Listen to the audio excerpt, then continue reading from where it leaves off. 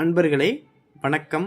நாம் இன்னைக்கு வீடியோ பதிவில் எதை பற்றின தகவலை பார்க்க போகிறோம் அப்படின்னு பார்த்தீங்கன்னா, உங்களுடைய கணவனோ உங்களுடைய மனைவியோ உங்களை விட்டு பிரிஞ்சு போகாமல் உங்கள் மேலே அன்பும் பாசமாக உங்கள் கூடயே இருக்கணும் அப்படின்னு நீங்கள் நினச்சிங்க அப்படின்னா, நான் சொல்லக்கூடிய இந்த வசிய மருந்தை நீங்கள் உங்களுடைய கணவனுக்கு நீங்கள் கொடுத்தாலும் சரி, இல்லை உங்களுடைய மனைவிக்கு கொடுத்தாலும் சரி, இதை கொடுத்தீங்க அப்படின்னா இது எப்படி வேலை செய்ய ஆரம்பிக்கும் அப்படின்னா, நீங்கள் தான் உலகம், உங்களை தவிர வேறு எந்த உலகமும் இல்லை அப்படிங்கிற அளவுக்கு அவங்களுடைய மனநிலையில் உங்கள் மேலே ஒரு எண்ணத்தை ஆழமாக பதிக்க ஆரம்பிக்கும். சரிங்களா?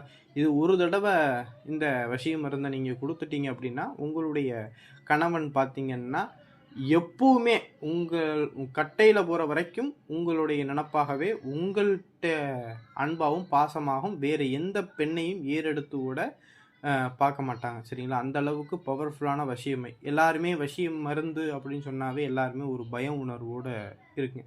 வசியம் மருந்து அப்படின்னா என்னென்னா, தன்னுடைய கட்டுப்பாட்டுக்குள்ளே வச்சுக்கிறதுக்காக கணவனோ மனைவியோ பயன்படுத்தக்கூடிய ஒரு மருத்துவ முறை தான். சரிங்களா?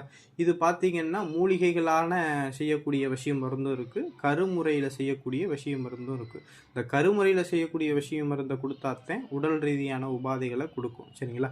நம்ம செய்யக்கூடிய இந்த மருந்து பார்த்திங்கன்னா மூலிகைகளை வச்சு செய்யக்கூடிய வசிய மருந்து. சரிங்களா? அதனால் எந்த விதமான பின் விளைவுகளுமே இருக்காது. சரிங்களா? அதனால் எல்லாருமே ஒரு விஷயத்தை பயன்படுத்துறீங்க அப்படின்னா மூலிகைகளான விஷயங்களை பயன்படுத்துங்க. உடல் ரீதியாகவும் நம்மளுக்கு ரிசல்ட்டும் நல்லா இருக்கும். யாருமே கருமுறையை தேடி போகாதீங்க. ஏன்னா கருமுறை பார்த்தீங்கன்னா ஆபத்துக்கள் நிறைந்தது. சரிங்களா?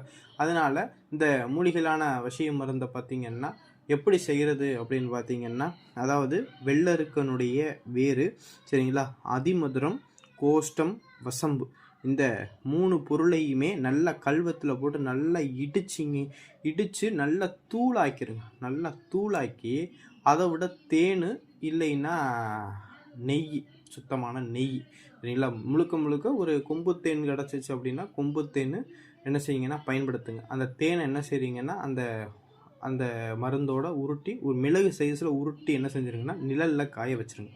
காய வச்ச பிறகு நான் அதை ஒரு தாம்பாளத்தட்டில் பரப்பி அந்த மருந்துக்கு பார்த்திங்கன்னா தேங்காய், வாழைப்பழம், வெற்றிலைப்பாக்கு, பூ, பழம் இதெல்லாம் வச்சு பூஜை போட்டுட்டு நான் ஸ்க்ரீனில் கொடுத்துக்கூடிய மந்திரத்தை அந்த மருந்துக்கு பார்த்திங்கன்னா 1008 உரு கொடுங்க.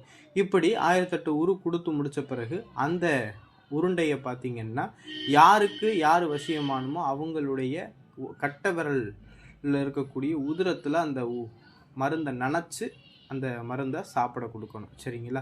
ஆணாக இருந்தாங்கன்னா வலது கட்டை விரல், பெண்ணாக இருந்தாங்கன்னா இடது கட்டை விரல். அதோடைய கொஞ்சோண்டு ஊசி வச்சு குத்தினா ரத்தம் வரும். அந்த ரத்தத்தில் அந்த உருண்டையை கொஞ்சம் நனைச்சி அதை நீங்கள் யாரை வசியம்னு நினைக்கிறியோ அவங்களுக்குள்ள தின்பண்டங்கள்லையோ சாப்பாடுகள்லையோ கலந்து கொடுக்கலாம். இப்படி கலந்து கொடுத்தீங்க அப்படின்னா அவங்க உங்களை விட்டு பிரியாமல் உங்கள் கூடயே நிரந்தரமாக உங்கள் மேலே வசியமாகி இருப்பாங்க. இதெல்லாம் எளிமையான வசிய முறைகள். இதற்காக நம்ம பெரிய பெரிய பூஜைகள் பண்ணி வசியம் பண்ணணுங்கிற அவசியம் கிடையாது. இது எளிமையான வசிய முறைகள். சரிங்களா? இந்த வீடியோ இப்போ பிடிச்சிருந்துச்சு அப்படின்னா நம்மளுடைய சேனலை சப்ஸ்கிரைப் பண்ணாதவங்க சப்ஸ்கிரைப் பண்ணிக்கங்க. நன்றி, வணக்கம்.